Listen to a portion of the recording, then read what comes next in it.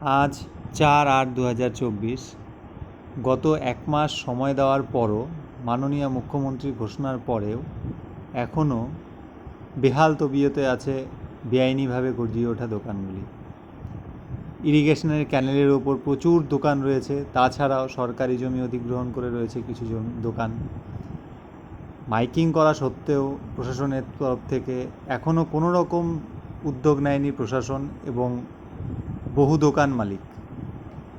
একাংশ উদ্যোগ নিয়ে নিজেরাই নিজেদের দোকান সরিয়ে নিয়েছে, অথচ বেশিরভাগ অংশটাই রয়েছে এখনও সরকারি জমির ওপরে। প্রশাসন দেখছে না ঘুমিয়ে রয়েছে, সেটাই বড় প্রশ্নের। প্রশাসনের দৃষ্টি আকর্ষণ করছি ভিডিওর মাধ্যমে, যেন অতি দ্রুত সরকারি জমি এবং মাননীয় মুখ্যমন্ত্রীর নির্দেশ কার্যকর করা হয়, সেই আশায় রইলাম। অবশ্যই দেখব পরবর্তী দিনে, আশা করি যে সরকারি জমি অধিগ্রহণ করে থাকা সেই সমস্ত দোকানগুলিকে সরিয়ে দিয়েছে বা নিজেরা নিজেদের উদ্যোগে সরিয়ে নিতে বাধ্য হয়েছে। অবশ্যই প্রশাসনের প্রতি দৃষ্টি আকর্ষণ করছি এবং ভরসা রাখছি যথেষ্ট পরিমাণে প্রশাসন আমাদের এই অনুরোধ দেখবেন বা শুনবেন, ব্যবস্থা নেবেন।